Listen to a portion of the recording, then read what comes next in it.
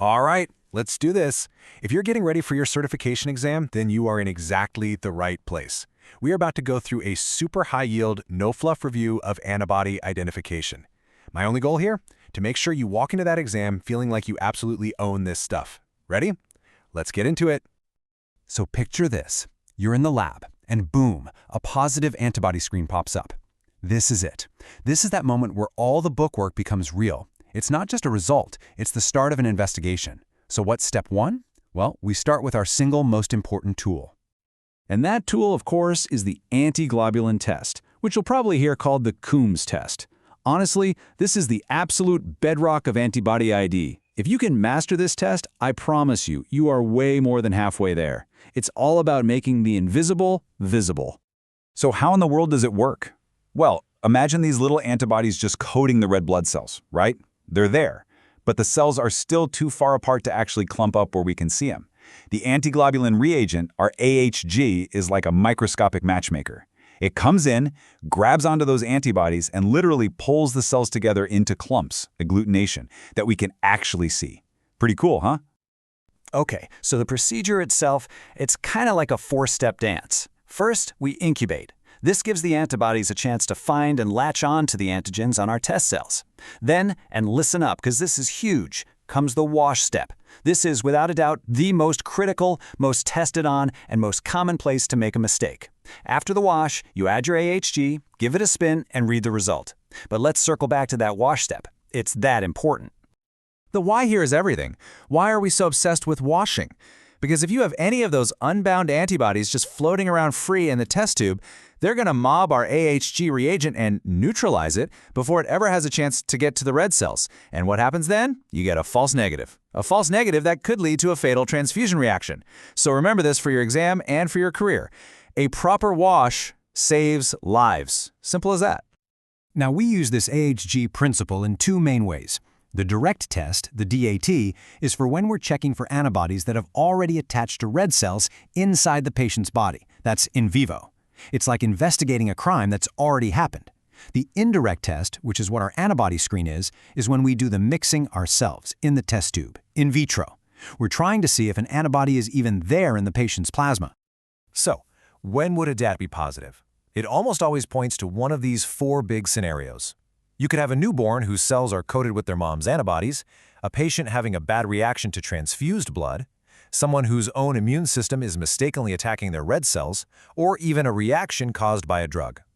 Every single one of these is a serious clinical situation. All right, now that we've got the test fundamentals down, let's put on our detective hats. The first results we get from our panel start giving us clues about who our culprit antibody might be.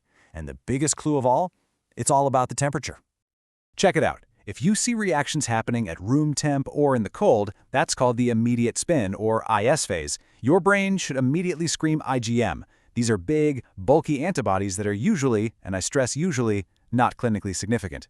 But if the reaction only pops up after you've incubated at body temp, 37 degrees, and you needed that AHG to see it, now you're hunting an IgG antibody.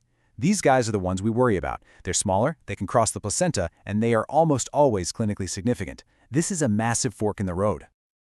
Okay, next clue, reaction strength. Some antibodies are a little bit picky.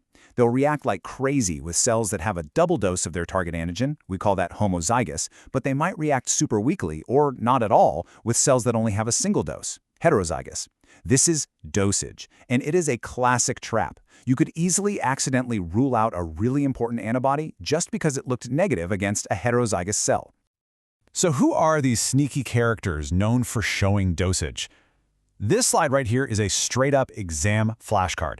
The big four you have to know are MNS, RH, KID, and Duffy. When you're working through a panel and trying to rule these guys out, you absolutely have to use homozygous cells or you can miss them. Just burn this list into your memory. So what happens when the first few clues just aren't cutting it? You know, maybe you have multiple antibodies all reacting at once, or a tricky autoantibody is making a mess of things. Well, that's when we have to break out the advanced toolkit to crack these really tough cases. First step in the toolkit, enzymes. Think of them like tiny little molecular scissors that can snip specific antigens right off the red cell surface. So how does that help? Well, let's say your panel is a total mess. If you treat your cells with an enzyme and suddenly some of those reactions disappear, you're probably looking at a Duffy or an M&S antibody. If the reactions actually get stronger, now you're thinking RH or KID. Here's a great mnemonic for the exam.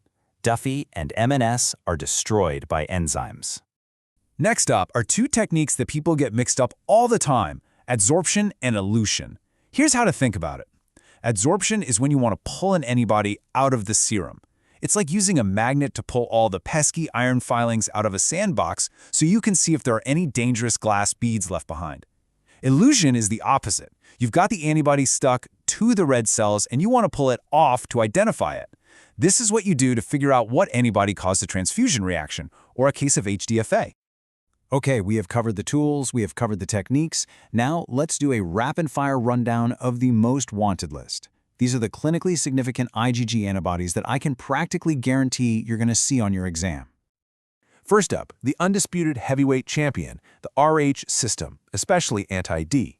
It's IgG, it's a huge cause of nasty transfusion reactions and severe hemolytic disease of the fetus and newborn. Key facts to remember: enzymes make it stronger, and it doesn't usually bind complement. Next, we have KEL. Anti-KEL is a very big deal. Why? Because the KEL antigen is what we call highly immunogenic. That just means it's incredibly good at ticking off the immune system and making an antibody. In fact, it's second only to the D antigen in that respect. It's a major player in both transfusion reactions and HDFN. Then there's Duffy. What do you absolutely need to remember about Duffy? Number 1, enzymes destroy its antigens. We already covered that. And number 2, this is a super cool fact that'll help you remember it.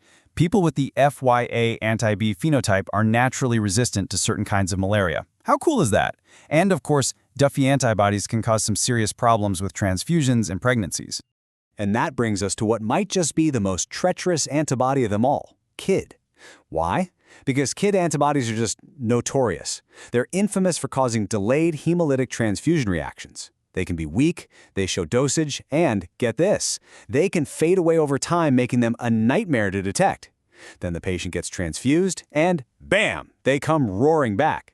So if there's one thing you take away about this antibody, it's this: you never, ever underestimate KID. Now, all these principles we've talked about, they're timeless. But let's be real. Most labs these days are using automated methods. So let's take a quick look at how these fundamentals translate before we wrap things up. The technology looks different, but the goal is the same.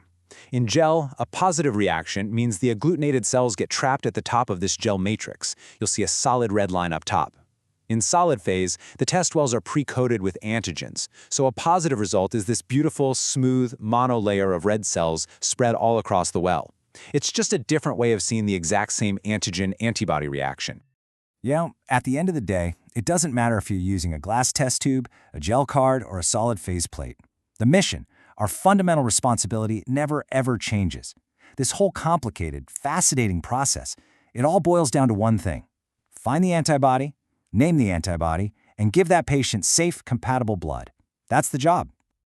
So I'm going to leave you with one last question, just to make sure the most important point of all really sticks. Out of all the bad guys we talked about today, which one has that sneaky disappearing act that makes it the #1 most dangerous culprit when it comes to delayed reactions? I think you know the answer. Now go crush that exam.